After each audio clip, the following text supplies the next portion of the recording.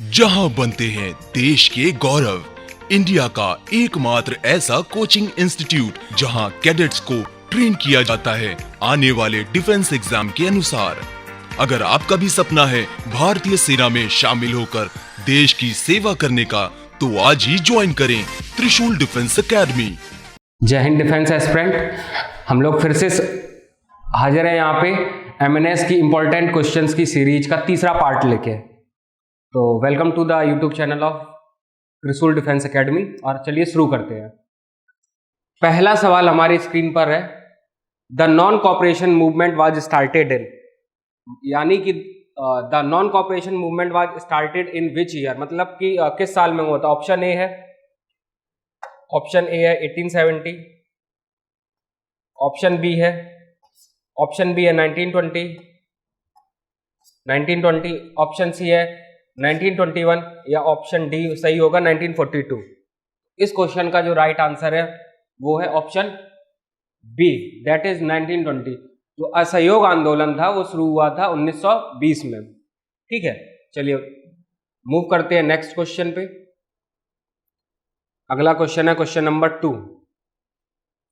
Question number 2 है, who founded the Indian national Congress, भारतीय राष्ट्रीय कांग्रेस को किसने फाउंड किया था, फाउंडर कौन था। अच्छा, सबसे उससे पहले जान लेते हैं कांग्रेस का फॉर्मेशन किस ईयर में हुआ था। वो हुआ था 1885 में। किसने किया था। ऑप्शन ए है एलन ऑक्टेवियन ह्यूम, व्योमेश चंद्र बनर्जी, ऑप्शन सी है गोपाल कृष्ण गोखले, ऑप्शन डी है रास बिहारी बोस। तो इसका जो आंसर होगा वो होगा A option, A.O.. Hume. A.O.. Hume का क्या है, ये पूरा नाम है जिसको हम लोग शॉर्ट में जानते हैं, ए.ओ. ह्यूम। ये क्या थे, ये संस्थापक थे किसके, भारतीय राष्ट्रीय कांग्रेस के, जो आज की कांग्रेस हम लोग देख रहे हैं। ठीक है, चलिए अच्छा, इसके बाद इसमें जो ऑप्शन बी है व्योमेश चंद्र बनर्जी, डब्ल्यू.सी. बनर्जी, ये क्या थे, ये फर्स्ट प्रेसिडेंट थे किसके, आईएनसी के। पहले अध्यक्ष कौन थे, डब्ल्यू.सी. बनर्जी। क्वेश्चन नंबर 3 पर हम लोग चलते हैं। नेक्स्ट क्वेश्चन नंबर 3 है। क्वेश्चन नंबर 3 बोलता है कि समर इक्विनॉक्स अकर्स ऑन 21 जून, 21 मार्च, 23 सितंबर या फिर ऑप्शन डी 22 दिसंबर। चलिए क्वेश्चन सॉल्व करने से पहले जानते हैं इक्विनॉक्स होता क्या। इक्विनॉक्स वो कंडीशन होती है जब क्या होता है, डे और नाइट क्या हो आपका, दिन और रात क्या हो, इक्वल डे एंड नाइट हो। अब ये कब होगा, ये जब होगा जब कुछ इस तरीके से सन जो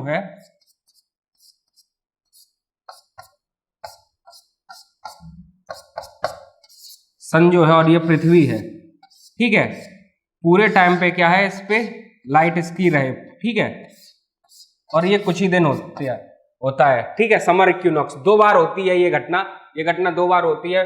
पहली बार है समर इक्विनॉक्स, ये होती है, समर इक्विनॉक्स होता है 21 मार्च को, और दोबारा से ये इक्विनॉक्स होता है जिसको हम लोग बोलते हैं ऑटम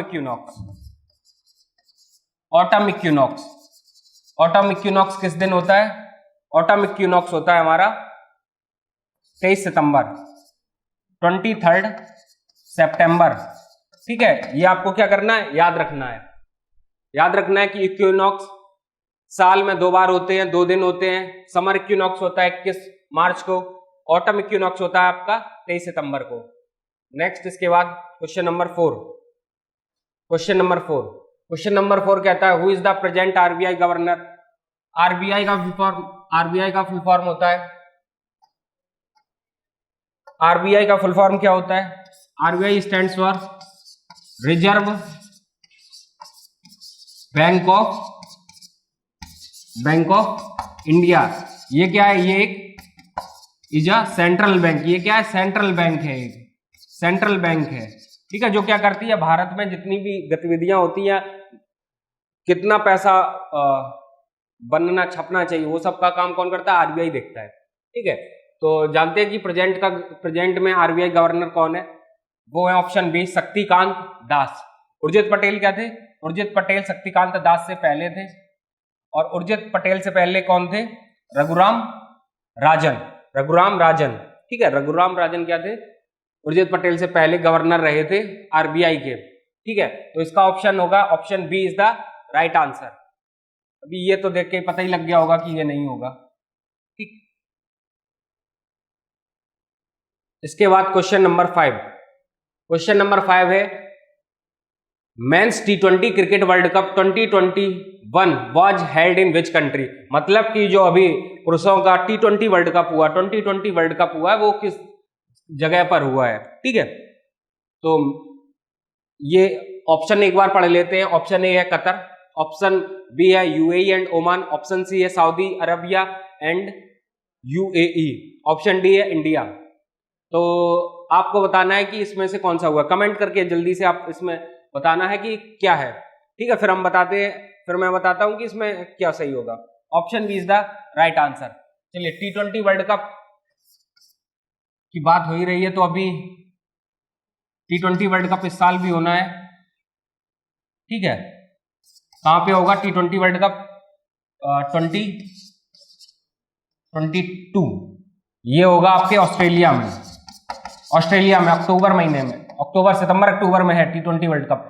इसके बाद एक बात और आपको याद रखनी है क्रिकेट से रिलेटेड, कि जो 50 ओवर का 50 ओवर वर्ल्ड कप है, 50 ओवर्स वर्ल्ड कप है मैन का, वो कहां पे होने वाला है? कब? 2023 वाला, नेक्स्ट ईयर जो होगा 2023 वाला कब होगा? वो होगा इंडिया में, भारत में। 50 ओवर वाला जो वर्ल्ड कप होगा पुरुषों का, वो 2023 में जो होना है, वो कहां पे है? भारत में। इसका सही ऑप्शन है बी। अच्छा, ये जीता कौन था? जो वर्ल्ड कप हुआ था यूएई और ओमान में, उसमें जीती कौन सी टीम थी? वो जीती थी ऑस्ट्रेलिया। ऑस्ट्रेलिया क्या हुई थी? विनिंग टीम थी। हराया किसको था? न्यूजीलैंड को, याद रखना, ठीक है। ऑस्ट्रेलिया जीती थी इस बार का। नेक्स्ट आ जाते हैं, कोप 26 वाज हेल्ड इन। सबसे पहले जानते हैं कि कोप होता क्या है। कोप होता है conference of parties, full form है इसका, कॉन्फ्रेंस ऑफ पार्टीज। मतलब ये कोप जो हो रही है, ये आपसे कोप रिलेटेड किससे है? एनवायरमेंटल इश्यूज से रिलेटेड है, एनवायरमेंटल इश्यूज से रिलेटेड है आपका, ठीक है। तो कोप 26 इस बार जो हुआ है, वो कहां पे हुआ है? Option A UK, option B USA, option C India, option D France. कौन सा सही होगा? चलिए, इंडिया में नहीं हुआ था क्या? फ्रांस में हुआ था? फ्रांस में हुआ था? जी नहीं, फ्रांस में भी नहीं हुआ था, यूएसए में भी नहीं हुआ था। कहां पे हुआ था? यूके में, ठीक है, यूनाइटेड किंगडम में, ग्लासगो में हुआ था बेसिकली, ठीक। चलिए, नेक्स्ट आते हैं क्वेश्चन नंबर 7 पर। क्वेश्चन नंबर 7 कहता है, एक बार आप भी पढ़िए और कमेंट करिए क्या होगा इसका सही answer.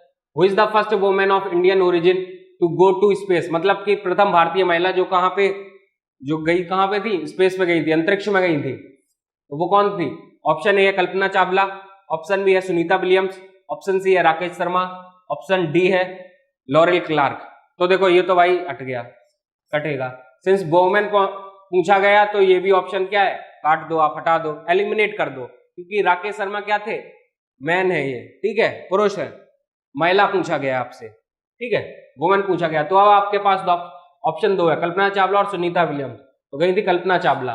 Kalpana Chawla was the first women of Indian origin to go into the space, ठीक है, स्पेस में जाने वाली प्रथम भारतीय महिला ये थी। राकेश शर्मा क्या थे?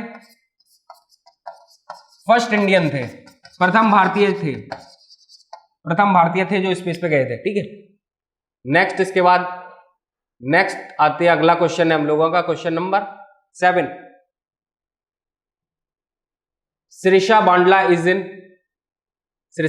Is in news recently, she is a. एक बार आप अटेम्प्ट कीजिए, पहले आप अटेम्प्ट कीजिए, क्या इसका सही आंसर होगा। ऑप्शन ए है टेनिस प्लेयर, ऑप्शन बी है एरोनॉटिकल इंजीनियर, ऑप्शन सी है प्रेसिडेंट, ऑप्शन डी है एस्ट्रोनॉट। पहले एक बार आप अटेम्प्ट कीजिए, क्या इसका सही आंसर होगा। कमेंट में आप अटेम्प्ट कीजिए, क्या इसका सही आंसर होगा। और इसके बाद लास्ट में आप देखिएगा कि आपके कितने इसमें सही हो रहे हैं, क्योंकि ये क्वेश्चन क्या है, इस ऐसे ही कुछ क्वेश्चंस आपको इसी तरीके से क्वेश्चन, ठीक है, या इसी बेसिस पे क्वेश्चन आपको कहां पे मिलेंगे, एग्जाम में भी मिलेंगे, ठीक है। तो इनको आराम से सीरियसली इनको अटेम्प्ट करना। तो इसका सही आंसर होगा बी, एरोनॉटिकल इंजीनियर, ठीक है। श्रीषा वांडला क्या है, एरोनॉटिकल इंजीनियर। अच्छा ये कहां पे है एरोनॉटिकल इंजीनियर, ये है अपने अमेजॉन की एक स्पेस कंपनी है, अमेजॉन की स्पेस कंपनी है, उसमें है, ठीक है। अमेजॉन स्पेस कंपनी जिसको हम लोग बोलते हैं क्या, ब्लू ओरिजिन, ब्लू ओरिजिन में है सर, ठीक है, देख लेना इसको, ब्लू ओरिजिन में। नेक्स्ट आते हैं क्वेश्चन नंबर 9 पे। क्वेश्चन नंबर 9 कहता है, क्वेश्चन नंबर 9 कहता है, एक बार पढ़िए और कमेंट कीजिए जल्दी से। क्वेश्चन को पढ़ के कमेंट करना है कि आपने कितना पढ़ा है, कितना आपका सही जा रहा है, ठीक है। तो क्वेश्चन नंबर 9 है, विच of the following rivers makes largest delta of the world, मतलब कि ऐसी कौन सी नदी है जिसका क्या है सबसे ज्यादा, सबसे बड़ा डेल्टा बने। डेल्टा क्या बनता है, डेल्टा वो बनता है जैसे कोई नदी जा रही है बहते हुए, वो जब जिस जगह पे क्या मिलेगी, नदी क्या करती है अपने साथ बेसिकली डस्ट, सॉइल, मिट्टी वगैरह क्या करती है, कैरी करती है, डस्ट पार्टिकल्स वगैरह क्या करती है, कैरी करती है, बालू वगैरह कैरी करती है। वो नदी बह के जब भी समुद्र से मिलेगी तो वहां पे क्या करेगी, एक डेल्टा का निर्माण करेगी, ठीक है। डेल्टा का क्या करेगी, निर्माण करेगी। तो दुनिया का जो सबसे बड़ा डेल्टा कौन सी नदी बनाती है, वो बनाती है गंगा नदी। गंगा नदी का कौन सा डेल्टा है, सुंदरवन डेल्टा, दुनिया का सबसे बड़ा delta Sundarban delta. Sundarban delta ये है कहां पे, सुंदरवन डेल्टा कहां पे है, आपको बताना है, कमेंट में बताइएगा। सुंदरवन डेल्टा भारत के किस राज्य में है, सुंदरवन डेल्टा जो है वो भारत के किस राज्य में, ये आपको क्या करना है, कमेंट करना है। चलिए नेक्स्ट आ जाते हैं, क्वेश्चन नंबर 10। क्वेश्चन नंबर 10 कहता है कि the first newspaper published in English language in India was. एक मिनट लीजिए, क्वेश्चन को पढ़िए और क्या करना है, कमेंट करना है, काउंट करते रहना, आपके कितने सही हो रहे हैं, काउंट करते रहना है, ठीक है, और बताना है फिर लास्ट में कमेंट करके किसके कितने सही हुए हैं। इससे हम लोगों को मालूम चलेगा कि आपका लेवल ऑफ प्रिपरेशन कहाँ क्या है, ठीक है। चलिए इसका ऑप्शन है the Bengal Gazette, option B है द हिंदू, ऑप्शन सी है यंग इंडिया, ऑप्शन डी है नेटिव ओपिनियन। तो पहला जो न्यूज़पेपर था वो था the Bengal Gazette, James Austin Hicky द्वारा लिखा, पब्लिश किया गया, जेम्स ऑस्टिन हिकी, ठीक है। ये क्या थे, ये पब्लिशर थे द बंगाल गजेट के, ये भारत का पहला क्या है, न्यूज़पेपर है। अच्छा यंग इंडिया, यंग इंडिया एक बुक है, यंग इंडिया बुक किसकी है, महात्मा गांधी जी की, महात्मा गांधी जी की बुक है, महात्मा गांधी जी द्वारा लिखी गई पुस्तक है यंग इंडिया। द हिंदू तो आज का न्यूज़पेपर है, the Hindu, the Indian express, ठीक है, द हिंदुस्तान टाइम्स, ये सब आज के न्यूज़पेपर है जिनको हम लोग आज भी फॉलो करते हैं, देख पढ़ते हैं सुबह। इसके बाद आ जाता है क्वेश्चन नंबर 11। क्वेश्चन नंबर 11 हमारे स्क्रीन पे है, कमेंट कीजिए क्या होगा इसका answer. The first Indian women to win a Olympic medal, प्रथम भारतीय महिला जिन्होंने क्या किया था, ओलंपिक में कोई मेडल जीता था, ठीक है। क्या वो पीटी उषा है, क्या वो साइना नेहवाल है, क्या वह कर्णम मल्लेश्वरी है, या फिर आरती शाह है, कौन है, कौन है, कमेंट करके बताइए। इसका सही आंसर है कर्णम मल्लेश्वरी। इन्होंने किसमें जीता था, वेट लिफ्टिंग में, वेट लिफ्टिंग में सिडनी ओलंपिक्स में जीता था बेसिकली, ठीक है, प्रथम भारतीय महिला थी। अभी पीटी साइना नेहवाल जी ने भी मेडल जीता है। अच्छा आरती शाह के बारे में, ये क्या है, ये इंडियन स्विमर है, ये फर्स्ट वुमेन थी जिन्होंने क्या किया था, तैर के क्या किया था, इंग्लिश चैनल को पार किया था, इंग्लिश चैनल को क्या किया था, तैर के पार किया था। इंग्लिश चैनल किसके किसके बीच में है, इंग्लिश चैनल बीच में है Britain and France, Britain and France के बीच में है इंग्लिश चैनल, तो याद रखना, ठीक है। चलिए क्वेश्चन नंबर 12 पे आते हैं। क्वेश्चन नंबर 12 ये रहा आपके स्क्रीन पे। For which of the following disciplines in Nobel prize awarded, मतलब कि ये पूछ रहा है क्वेश्चन कि किस क्षेत्र में नोबेल प्राइज दिया जाता है। नोबेल प्राइज जो है वो किस क्षेत्र में दिया जाता है। पहला option literature, peace, economics. Option B physics, chemistry. Option D physiology और मेडिसिन, या option D all of the above. तो इसका ऑप्शन क्या है, कमेंट कीजिए, कमेंट कीजिए जल्दी से फटाफट। जो भी वीडियो देख रहा है कमेंट कीजिए एक बार, पहले आप कमेंट कीजिए फिर मैं आंसर इसका करता हूं। Option D all of the above, सभी क्षेत्रों में दिया जाता है।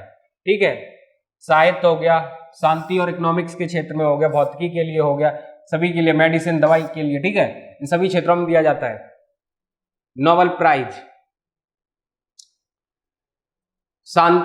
इसमें क्या है, क्वेश्चन नंबर 13 पढ़िए। For outstanding contribution to which one of the following fields in is Shanti Swarup Bhatnagar prize given. एज होगा field is Shanti Swarup Bhatnagar prize. Shanti Swarup Bhatnagar prize किस क्षेत्र में दिया जाता है। ऑप्शन ए है literature, performing arts B option, option C science, option D social service. Comment आपने कर दिया होगा, देखते हैं आपका सही हुआ या गलत। ऑप्शन सी साइंस के लिए, ठीक है, याद रखना है किसके लिए, साइंस के लिए। शांति स्वरूप भटनागर पुरस्कार, शांति स्वरूप भटनागर प्राइज जो है वो दिया जाता है साइंस के लिए। क्वेश्चन नंबर 14 ये रहा आपके स्क्रीन पे। Paralympics is a multi sport event involving those athletes who are, ये क्या है, PYQ है, प्रीवियस ईयर वाला है, MNS के एग्जाम में ये पहले पूछा जा चुका है। ठीक है, ऑप्शन आप पढ़िए। ओनली विजुअली चैलेंज, मतलब कि जो पैरालंपिक गेम्स होते हैं वो किस तरीके के एथलीट्स खेलते हैं, जिनको क्या है देखने में समस्या हो। ऑप्शन ए जिसको देखने में समस्या हो, विजुअली चैलेंज्ड हो, जिनको क्या है हियरिंग की प्रॉब्लम हो, सुनने में कोई समस्या हो, या मेंटली कोई दिक्कत हो। नहीं, इसका ऑप्शन होगा wide range of physical disability. ठीक है, पैरालंपिक्स में वो सभी एथलीट पार्टिसिपेट करते हैं जो क्या करते हैं, किसी ना किसी तरीके से क्या होते हैं, कोई ना कोई उनके बॉडी पार्ट में कोई समस्या होती है। ठीक है, लेकिन वो क्या करते हैं, प्रैक्टिस के थ्रू एक अच्छे एथलीट बन के उभरते हैं। ठीक है, पैरालंपिक तो अभी हुआ था, ओलंपिक के साथ हुआ था पैरालंपिक 2020, कहाँ पे, जापान में। जापान में हुआ था पैरालंपिक 2020, जहां पे भारत का रैंकिंग क्या था, इंडिया का रैंकिंग था 24। ठीक है, और इंडिया यहाँ पे काफी सारे रिकॉर्ड मेडल्स लाई थी।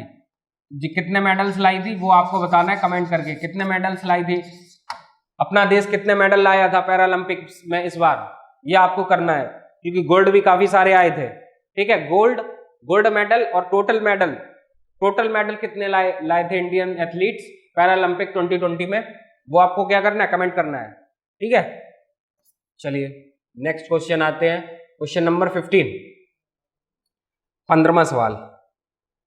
हाँ, तो इसमें क्या मैच द फॉलोइंग है, बेसिकली मैच द फॉलोइंग है। चलिए पढ़ लेते हैं। लिस्ट 1 है, लिस्ट 1 में दिया गया है 1 दिसंबर, मतलब तारीख दी गई, एक साइड दिया गया है डेट, दूसरे साइड दिया गया दिन, क्योंकि देखो इंपॉर्टेंट डेट्स या डेट से MNS में रिपीटेड क्वेश्चंस आते हैं, बार बार आते हैं। ठीक है, 2 से 3 तो पूछ ही लेता है, तो आपको ये याद होना चाहिए। ठीक है, चलिए नहीं भी याद है तो मैं बताता हूं कि कैसे सॉल्व करना है। अगर एक या दो भी आपको याद है तो आपको ऑप्शन से समझना है कि कैसे इसको सॉल्व करना है। एलिमिनेशन मेथड के थ्रू करते हैं इसको। 1 दिसंबर, 26 नवंबर, 16 दिसंबर, ऑप्शन डी है 11 दिसंबर। अब 1 दिसंबर को हमें पता है वर्ल्ड एड्स डे मनाते हैं, तो मतलब कि ए का ऑप्शन हो गया 2। अब देखिए ए का 2 कौन कौन से में, ए का 2 है आपका सिर्फ और सिर्फ ए में। ठीक है, इसके बाद क्या हो गया, बी का 3 कॉन्स्टिट्यूशन डे, ये 26 नवंबर को हम लोग मनाते हैं संविधान दिवस। 26 नवंबर को हम लोग क्या मनाते हैं, संविधान दिवस। ठीक है, 2 हो गया। अब 2 से आपको क्या ऑप्शन मिल गया, हो सकता है कि ना मिले, दो या तीन में क्या होता है, 2 या 3 ऑप्शन में आप एलिमिनेट कर ले जाओगे कि कौन सा सही है कौन सा गलत है। ऑप्शन से ही आपको देख के इसमें अंदाजा हो रहा होगा, थोड़ा सा ऑप्शन से देख के थोड़ा सा अंदाजा हो रहा है। ये देखिए ऑप्शन देखिए सभी, ठीक है। ऑप्शन पहला है कि 2 3 1 4, 4 3 2 1, 1 2 3 4 या 3 2 4 1। तो हमने क्या किया था, 1 दिसंबर कब है, world ads day, 26 November constitution day.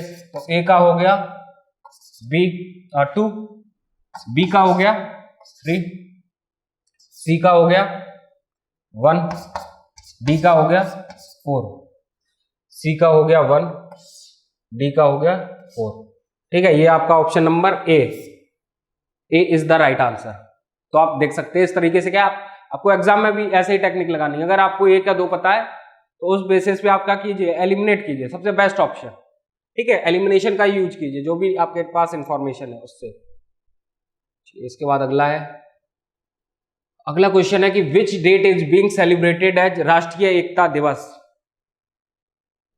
To commemorate the birth anniversary of Sardar Vallabh Bhai Patel. मतलब सीधा से ये पूछ रहा है कि राष्ट्रीय एकता दिवस किस दिन मनाया जाता है। जैसा कि मैंने अभी बताया था प्रीवियस क्वेश्चन में कि इस तरीके से क्वेश्चन आते हैं इंपॉर्टेंट डेट से रिलेटेड। ऑप्शन ए 30 अक्टूबर, 31 अक्टूबर, 29 अक्टूबर, 28 अक्टूबर। तो इसका ऑप्शन आप क्या किए हैं, कमेंट कीजिए, इसका कमेंट कीजिए, फिर मैं बताता हूं।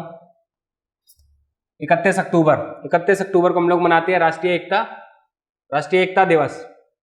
ठीक, नेक्स्ट आते हैं, नेक्स्ट क्वेश्चन है question number 17, India's independent regional navigation system. मतलब नेविगेशन सिस्टम पूछा गया कि भारतीय रीजनल का मतलब है खुद का, ठीक है, इंडिजिनसली एक तरीके से। कौन सा, ग्लोनाज नहीं है, ग्लोनाज कहां का है, ग्लोनाज कहां का है, जीपीएस किस देश का है, यूएसए का है भैया, जो हम लोग यूज करते हैं ना जीपीएस लोकेशन दो फोन में, वो यूएसए का है जीपीएस, जिसका फुल फॉर्म होता है global positioning system.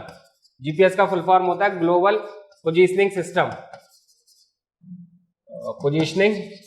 Global positioning system.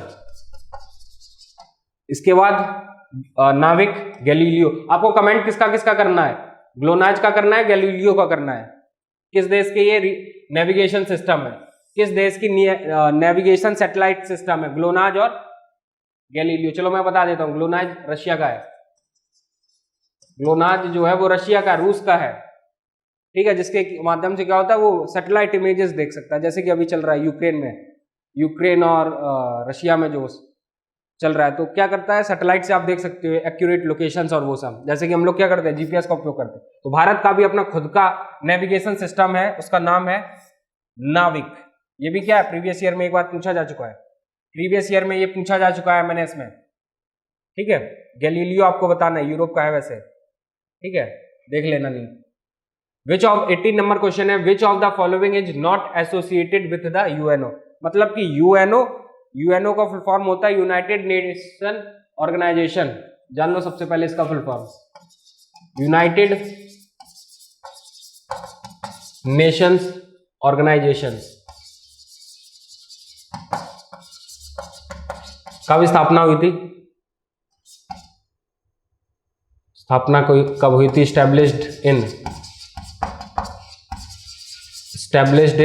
कब हुई थी, किस साल में हुई थी, 1945 में। जब क्या हुआ था, विश्व युद्ध, सेकेंड वर्ल्ड वॉर जब एंड हुआ था, उसी के साथ क्या हुआ था, एक यूएन नाम की एक संस्था का उदय हुआ था, जो फिलहाल की डेट में किताबों में अच्छी लग रही है, क्योंकि अभी जैसे कि चल रहा है युद्ध, तो यूएन का भी कोई इतना रोल वगैरह नहीं रह गया। चलिए देखते हैं इसमें, ILO, WHO, सिक्योरिटी काउंसिल। ठीक है, चलिए सिक्योरिटी काउंसिल होता है जिसको हम लोग बोलते हैं UNSC। अब इसी में क्या होता है, परमानेंट और नॉन परमानेंट मेंबर्स होते हैं। परमानेंट मेंबर्स क्या होते हैं, स्थायी देश या अस्थायी देश। Non permanent members,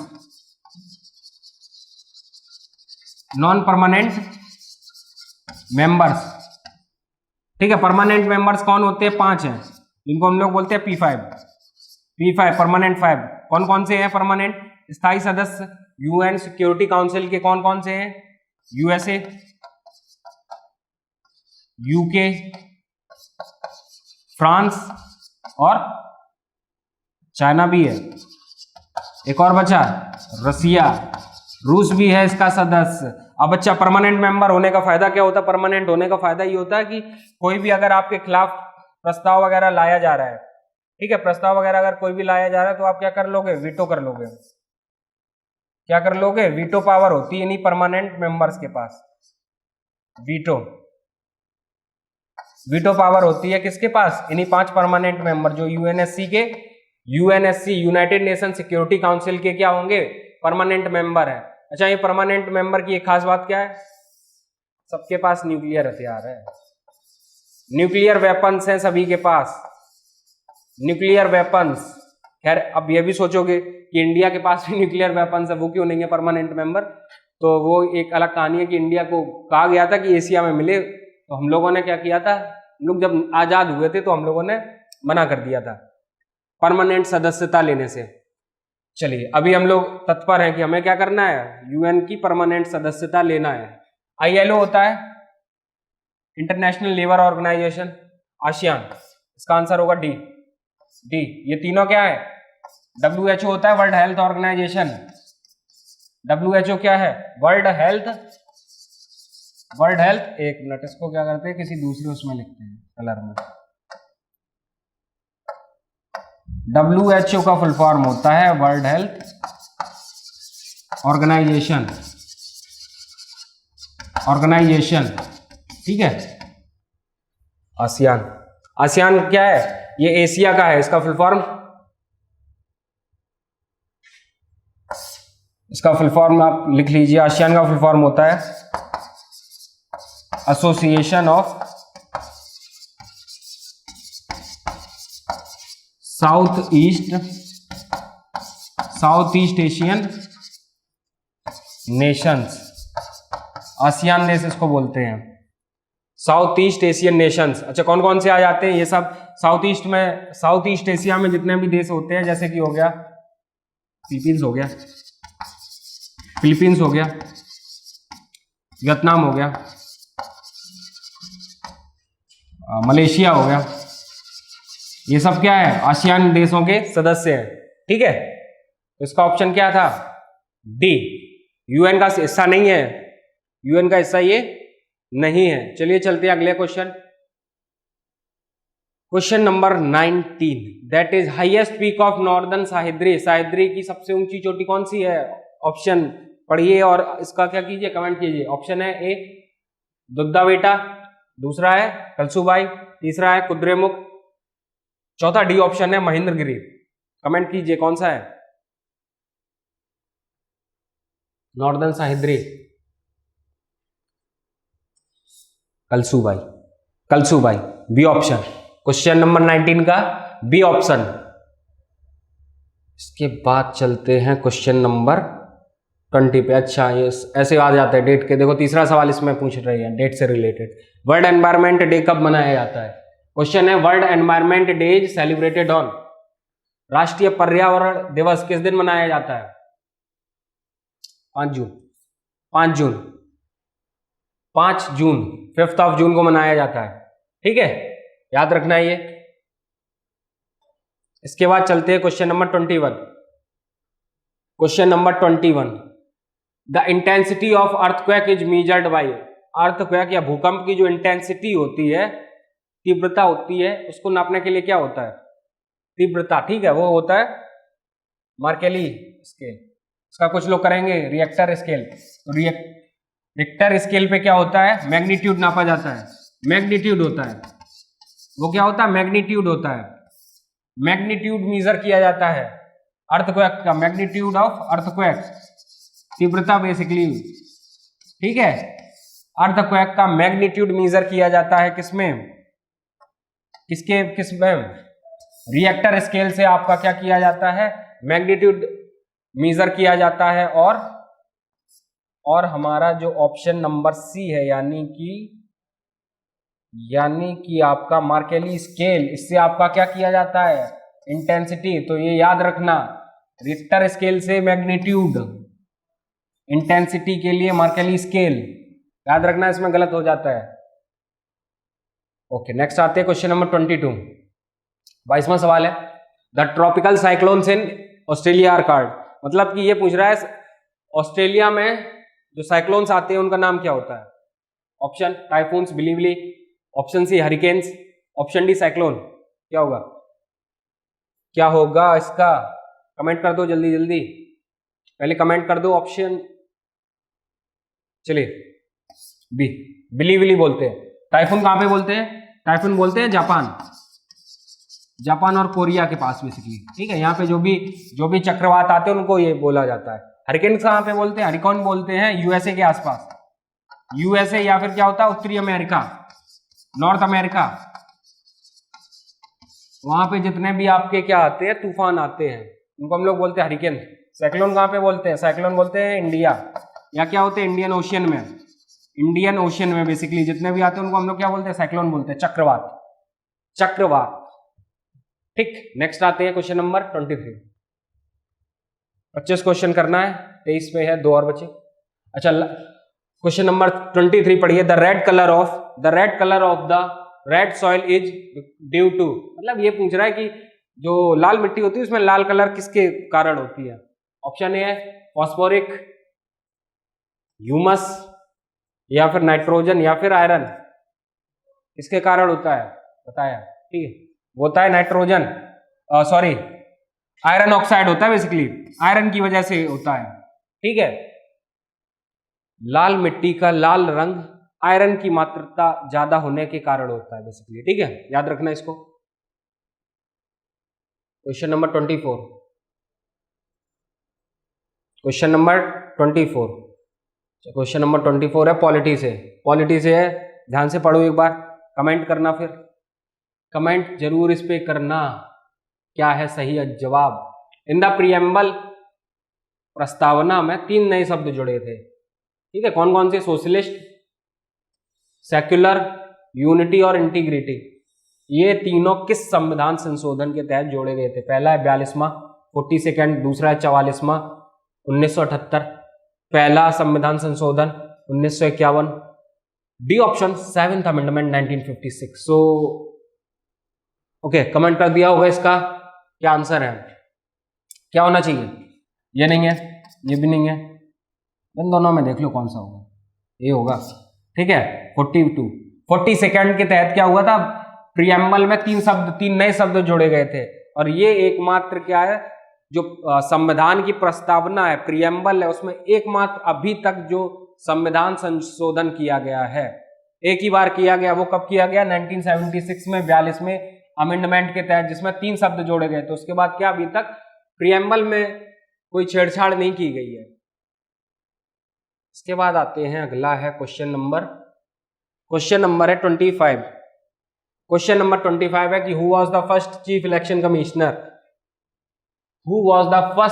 election commissioner of India, मतलब कि पहला मुख्य चुनाव आयुक्त कौन थे? पहले चुनाव आयुक्त भारत के कौन रहे? जीवी मामलंकर, टी स्वामीनाथन, केवी के सुंदरम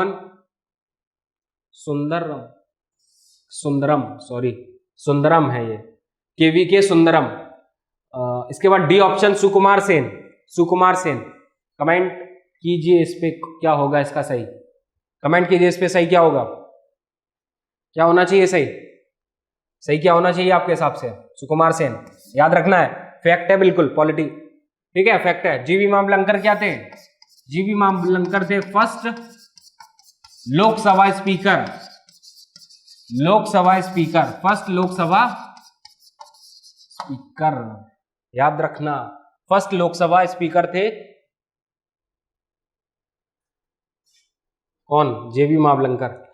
चलिए, इसके साथ इस सीरीज का ये 3rd पार्ट यही एंड करते हैं, और हम लोग कंटिन्यू करते रहेंगे जब तक कि एग्जाम नहीं होता इसी सीरीज को। तीसरा पार्ट था, 4th भी लाएंगे, और इसको ज्यादा से ज्यादा आप क्या कीजिए, लाइक कीजिए और कमेंट जरूर कीजिएगा। कमेंट से क्या होगा, आपके प्रिपरेशन लेवल पता करेगा, ठीक है। चलिए, जय हिंद, मिलते हैं नेक्स्ट क्लास में। जहां बनते हैं देश के गौरव, इंडिया का एकमात्र ऐसा कोचिंग इंस्टीट्यूट जहां कैडेट्स को ट्रेन किया जाता है आने वाले डिफेंस एग्जाम के अनुसार। अगर आपका भी सपना है भारतीय सेना में शामिल होकर देश की सेवा करने का, तो आज ही ज्वाइन करें त्रिशूल डिफेंस एकेडमी।